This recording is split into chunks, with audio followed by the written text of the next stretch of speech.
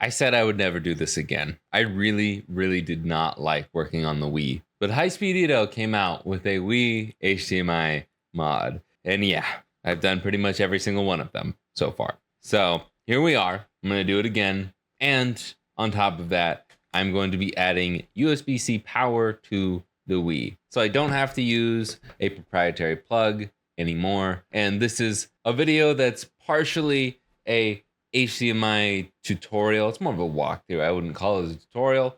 And me continuing my series of USB-C'ing all the things. I got this not for $40 at Goodwill. I got it for $20 because this was the half off tag. It is tested and working. Awesome. And I did clean up the outside a little bit. In fact, oddly enough, it had a white vinyl skin, like just on this here. And there were cutouts for the Nintendo and ATI logos, which I found very, very interesting. But yeah, I don't know why. And I figured I'd share that for some reason. But anyways, it's clean on the outside. It's probably a little dusty on the inside, but let's just get to tearing this apart. From what I remember, this is a huge pain in the butt to tear apart. But before we get anywhere, let's open this up first. This is just a Philips Zero bit, and we are going to unscrew this cover and expose the battery. And we're gonna look in this slot, like right here,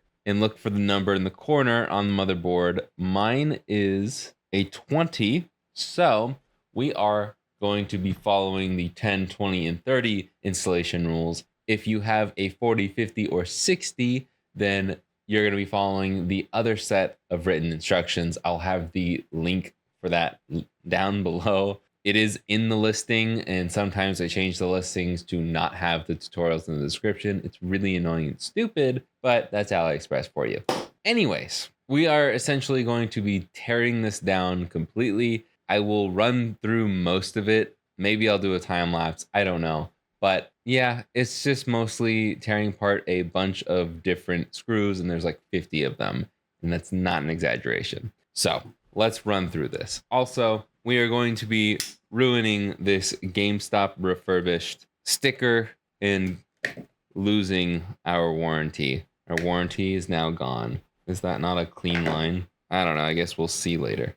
Oh, there's a screw there. You dirty, rotten scoundrels. Of course there's a screw there. God, love warranty stickers. They're so stupid. Anyways, I honestly don't remember where all of the screws are. So I'm just going to lift some things. I don't think there's a screw under there. I don't think there's a screw under there. I'm pretty sure there's a screw under there. I am pretty sure there's a screw under there. There is a screw under there. Tri-Wing Phillips. And there's two different Phillips. I think the Tri-Wings are the same size. But you gotta love that just on the bottom here, we've got three different types of screws. I think we can pop this off now. Maybe not. I think these... No, these don't have screws, but these ones do. These ones do. Oh, I'm probably not going to put the little squares back on these, but I will put the rubber feet ones back on. It's just these are annoying to replace. Okay. Got two Tri-Wings down in there. Oh, they're all Tri-Wings. Awesome. And you will need a skinnier, longer Tri-Wing for these.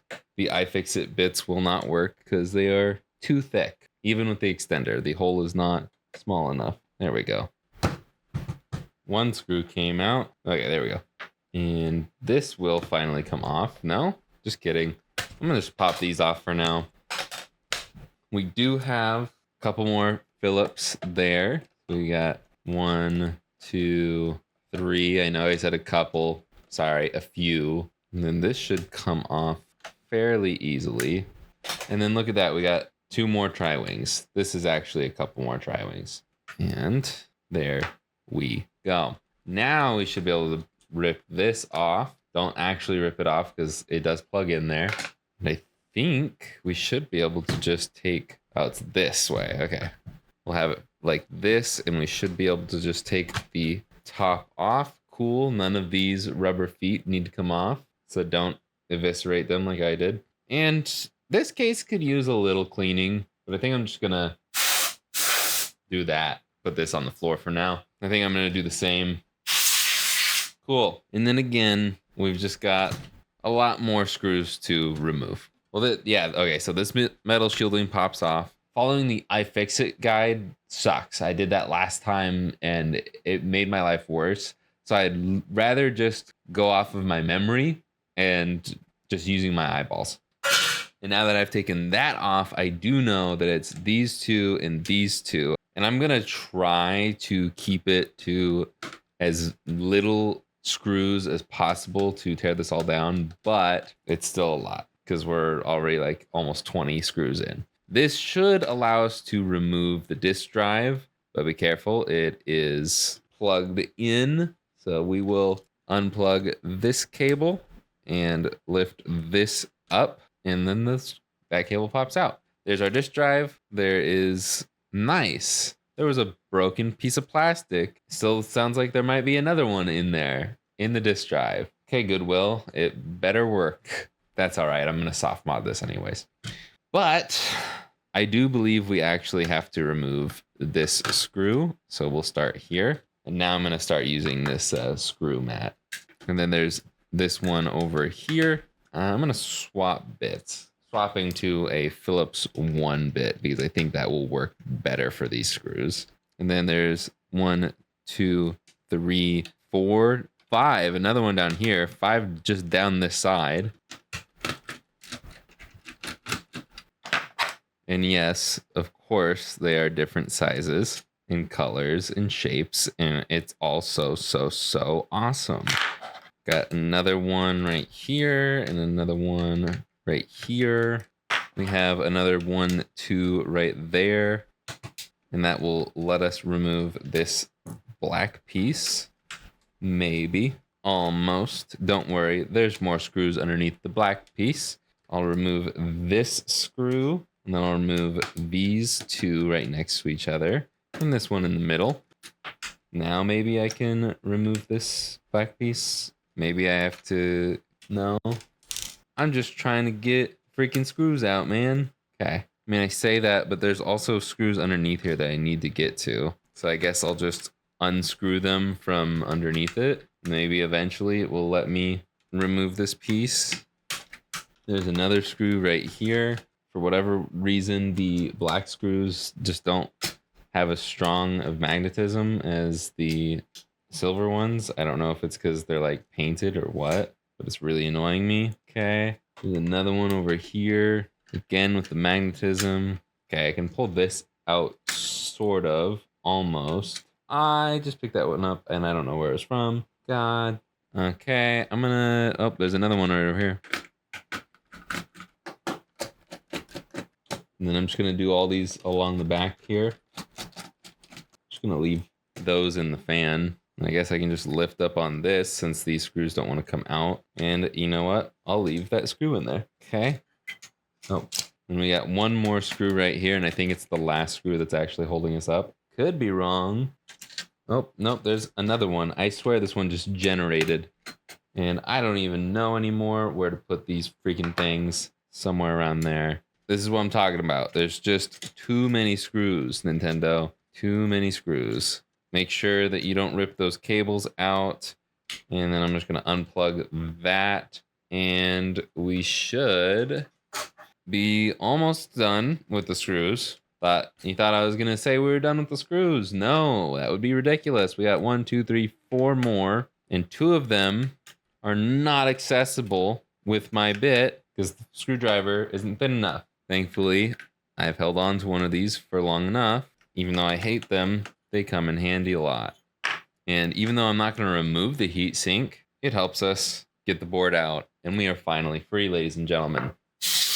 Put this off to the side. And I think I'm just going to bust out the USB-C mod real quick. So I'm going to flip this over. I don't know where that went. I think this might actually be for this. I could be wrong. It looks like it because it's got 2 holes or two points that matches. So anyways, we'll zoom in. And in case you were wondering, that's the number we were looking at earlier. Sorry, it's so shaky. I just zoomed in. But down here, we're going to desolder this. This is only for the USB-C mod by Giltessa.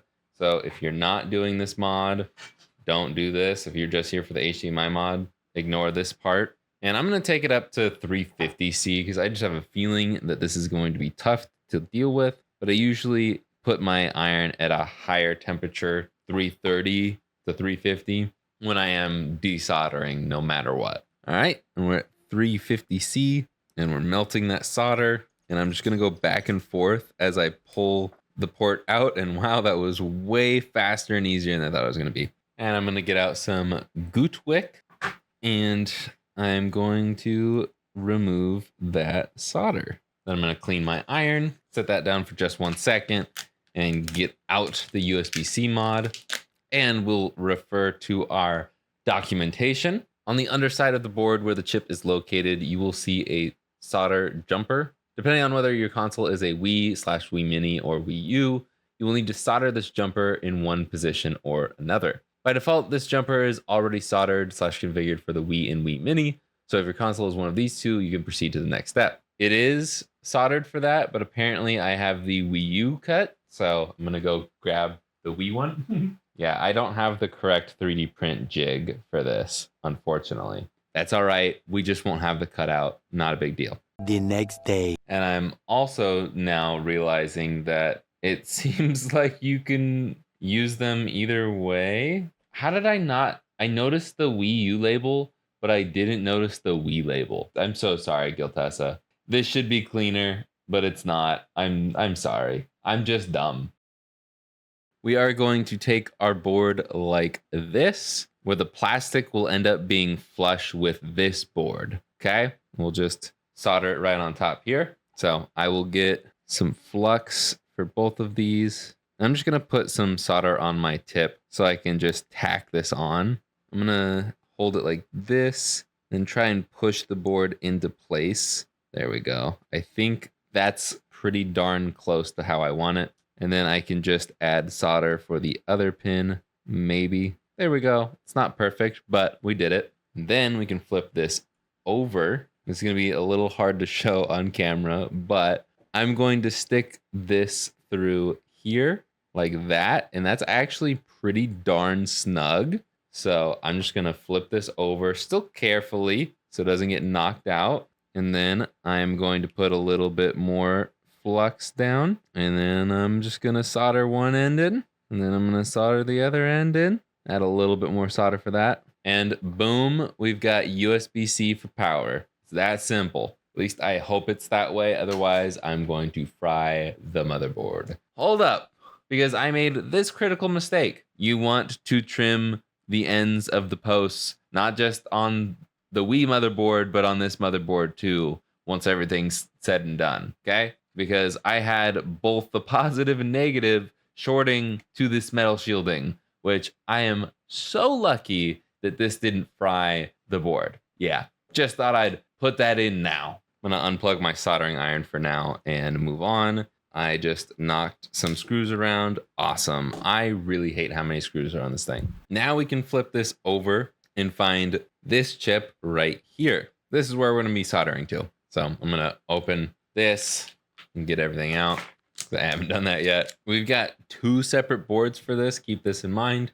We'll go over that more later. But I like to buy the ones that have two ribbon cables because sometimes you mess up. Like I struggled to do this the last time I did it. So having two is very nice. This is how it's going to be oriented, something like that. And it does say that you can cover up all of these things to prevent shorting. I think I'm going to be fine. I'm not going to do it this time. Maybe I should. Maybe it's my famous last words, but I think we're good. What I am going to do is take some Kapton tape, not to cover it up, but to hold the ribbon cable in place. And it should look a little something like that. This very end pin should be soldered to the very end of this ribbon cable. So just line it up with the last pin on this side. And this should only connect to the very right pin on this side. All of this side should be connected to the ribbon cable, and we're going to solder to this capacitor. So how I recommend you start is with this first one, then these, and then the full line.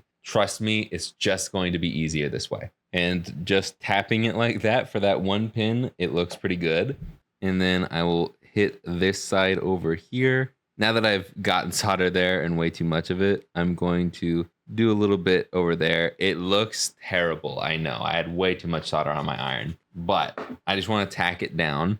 And now I will clean it up just by going back and forth, dragging my iron across all of those pins, then cleaning my iron, then going back with more flux, cleaning it up. Now that side looks good. And then we'll go back over here, just go back and forth, trying to spread as much solder around as possible. And then again, clean it up, back and forth, clean it up, back and forth.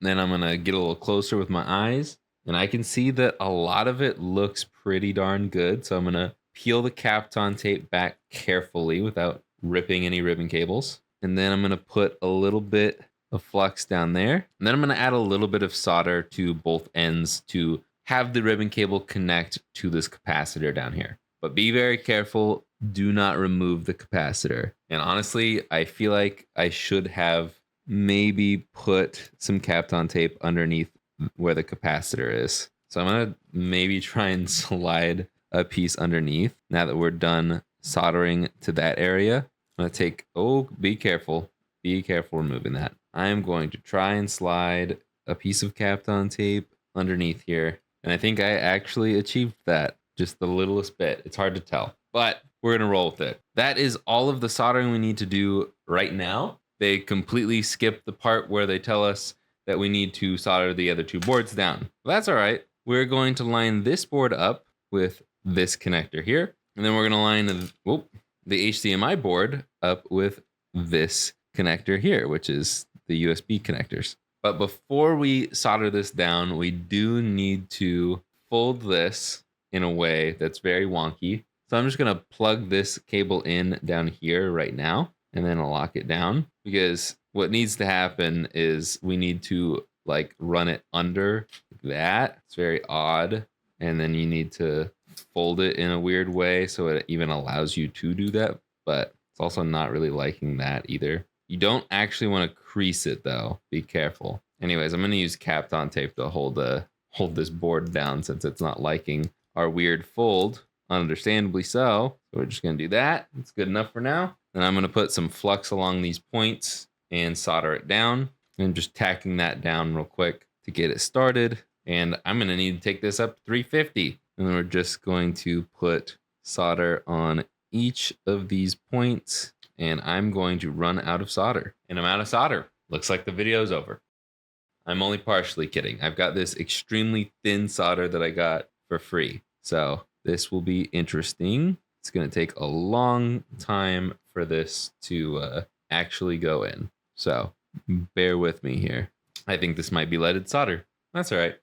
Just don't breathe. And then I'll tack this down for the HDMI port. Okay, well, I'm going to just cut here. You're going to notice that I've already messed with this a little bit. It was a little bit of a struggle. I'm actually going to change course and solder the smaller ones first and then do the bigger ones. So at least starting with these two, I really, really, really, really hate this thin solder. I did not buy it and I ran out of the solder that I like. So I'm just dealing with what I got. Okay, that is all the soldering for those two boards. And then there's one little wire that we have to solder from this part of the board to somewhere over here. And they awesomely tied the wire in a knot. So I'm going to try and untangle this mess. Now we're going to solder key to TP27, which is way over here. Be careful. Do not accidentally move any of those components that are near it. And that is it. That is all we have to do for the soldering. We will need to do some trimming. We're going to do that next, but we'll zoom out a little bit. Clean this board up at least. Might as well do all of it real quick. I forgot the last thing, this ribbon cable, and we're going to plug this into this, and both sides are blue tape facing up. Blue tape, that's not tape. Blue side facing up. And I genuinely don't know how they do that. They do the weirdest folding techniques. Sure, if I stared at the picture long enough, I would figure it out, but I'll just do this. And again, do not fully crease it.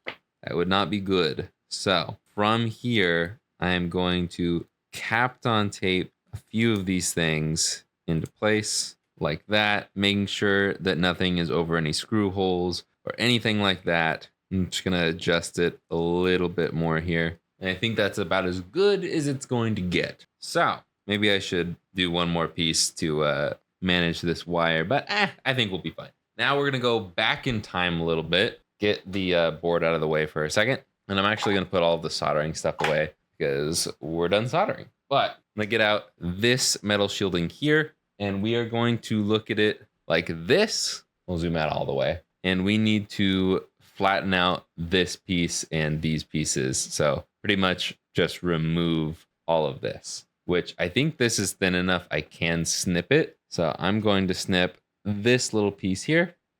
And I was starting to doubt it for a second. And then I'm going to snip right here and just rip that off. And then I don't think I'll be able to snip these off. So I'm just going to take my pliers, I'm going to flatten it out by doing the wiggle and doing it again to this piece. And then we can flatten that out. And I think that is all that they request for at least the metal part. Be careful not to touch those parts where we just ripped the metal out. And then they want us to do it to both here and over here. But I just don't see the need for both of those. So I'm just going to leave this one uncut because I just don't see the reason why. So I'm just going to snip this right here, and then I'll sand it out, make it a little smoother. And then just keep checking it until you think it lines up well. And I think it does. At least it's well enough, and you should really leave well enough alone.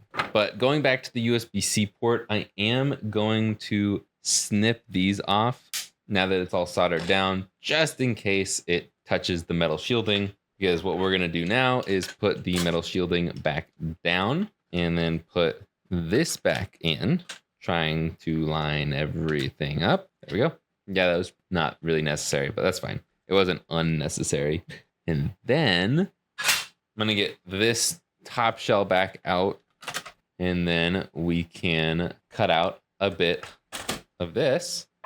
I marked it right about here, and I'm just going to snip through, and we'll see if that's good enough. I might have to shave that corner down a little bit, but no, I cut it too far. That's all right. Oh, wait, hold up. We're not lined up. Okay, not the cleanest cut, but we had to do very minimal shaving. There's a piece of plastic shaved in there. And I will put this back underneath the power thing. I feel like it's probably just a good thing to have. Now we can just put it all back together.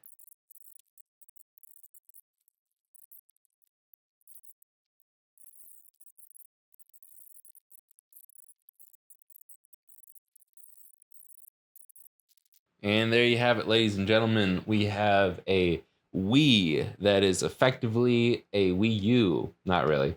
It's got an HDMI port and it's got USB-C for power. What more could you ask for? Oh, you want to actually see some gameplay? Fine. I've got my HDMI cable and we can plug her in like that. And then I ended up buying this power brick specifically. It's from Ugreen. It's got 3 USB-C ports and a USB-A port, and it's obviously USB-C power delivery. It's 65 watt max, which is a max of 20 volts at 3.25 amps. So this should handle any of the consoles that we're going to USB-C over this entire series. So I'm pretty ready to throw anything at this. I'm just going to put one end of my Thunderbolt cable in here and one end in here, and then we'll put that down there. And plugging her in, we can see the awesome red light, and we can hit that. I don't have a disc in there, but I don't even have a Wiimote out. What am I doing? And boom, here we go. It's working. Definitely didn't have any capture card problems at all. The nice thing about this Wii is there's absolutely no proprietary plugs that are needed to be used, because HDMI, it is mini, but that's all right. USB-C and a wireless sensor bar, because it's just a couple of LEDs anyways. So this is going to be tough because I'm so close to the sensor bar, but we do need to go into the settings and change it to 480p output if it's not already, but I think it might be. Well, first let's change it to widescreen because it's 2025, people. Even though the capture card is still like scrunched looking. Okay. It won't let me change it to 480p. What? Okay. Well, maybe I have to change one of the settings in the HDMI mod first. There we go. To control the menu, you have to use the GameCube controller. Don't know why. And you have to be in a spot in the Wii where the Wii actually recognizes GameCube controllers. So I couldn't do it in the settings menu, but on this menu, I can. You open the menu by pressing Start A and B, and you can control it with the D-pad. You have the different color options. I just keep it at standard. You can adjust the aspect ratio, even though we're already in widescreen mode. But you do want to adjust it to aspect ratio 4, 5, or 6, whatever your preference is. But 4, 5, and 6 will be at 1080p. 1, 2, and 3 will be at 480p. Aspect ratio 4 seems to be the best for my TV without cutting anything off. I keep it at adaptive because bob and weave just don't look as good. Motion threshold, it's just kind of a feel thing. You can change it game by game.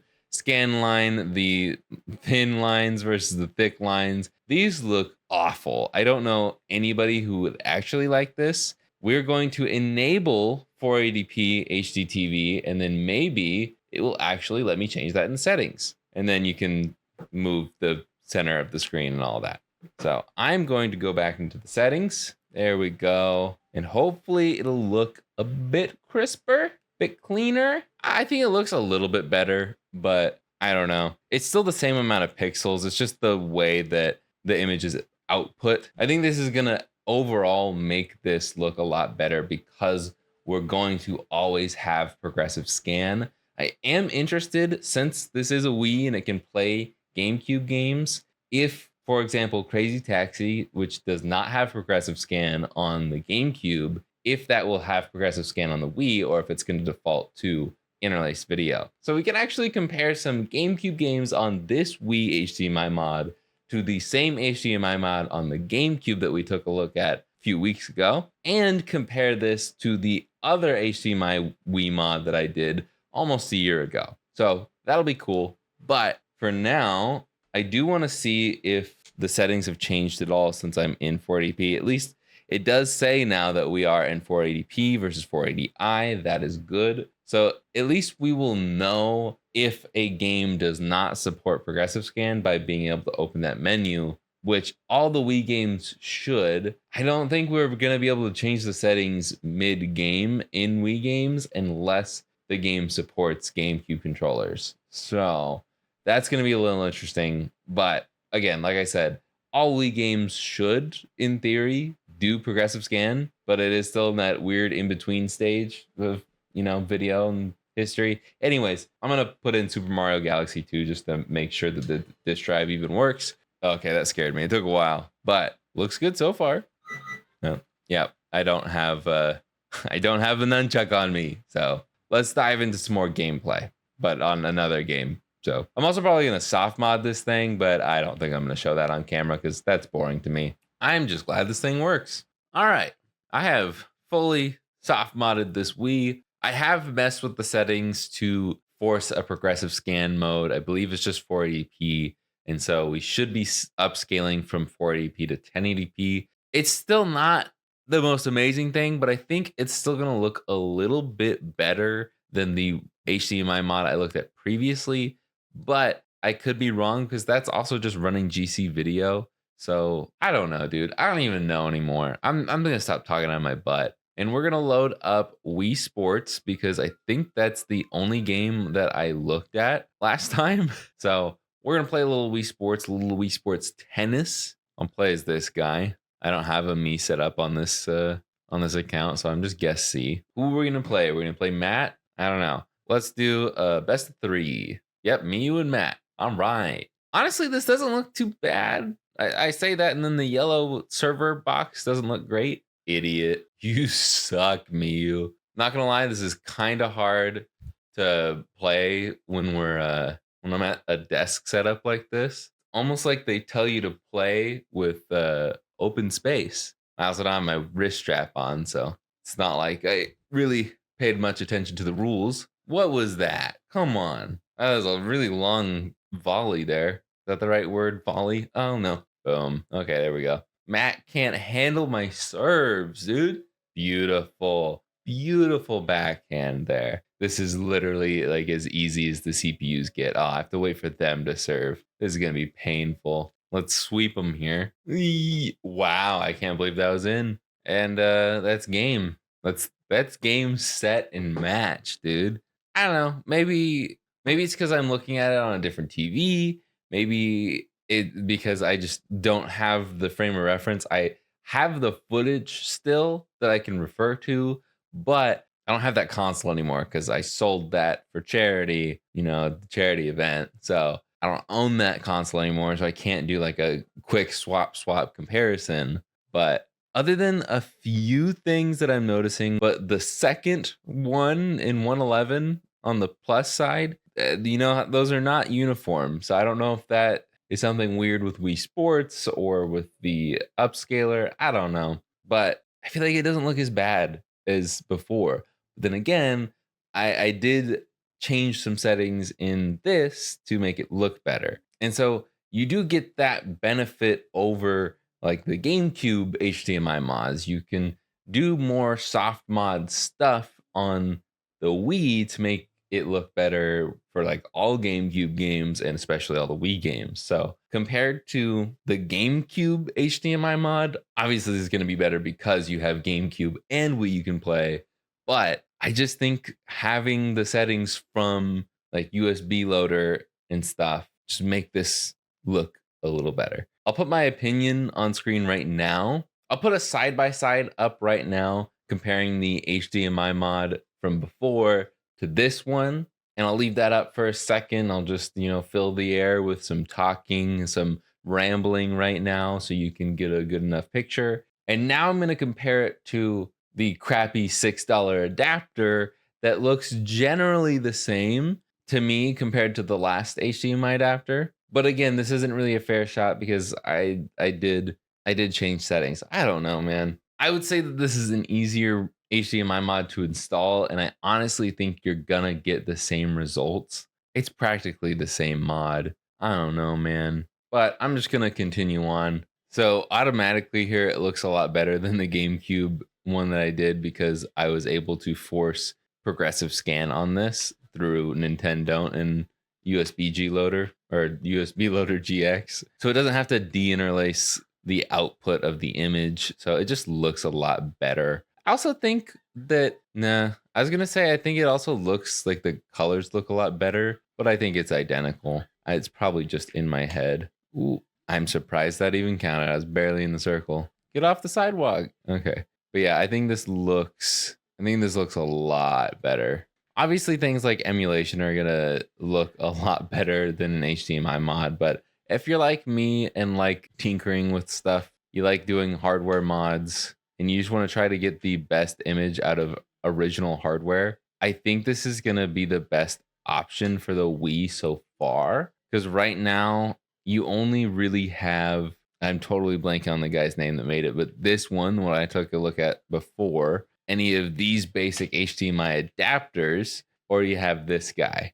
And while I wasn't super impressed with the GameCube version of this, and I haven't been super impressed with the PS2 versions of these, I don't think the Wii one is that bad. I think it is better than those because of progressive scan being more of a thing in this generation. And that just does wonders for the image here. And until you have somebody like the people behind the Shiny edition of charging you extra for a software lock, until they come out with a Wii version of their HDMI mod, the Retro Gem, that's what it's called. Until they have a Wii version, I think this is the best one. It's only $50, and pairing it with the software mod, it's not bad at all. But even then, I still think the best option for getting the best picture out of all of your consoles is getting an upscaler like the RetroTink, either the 5X Pro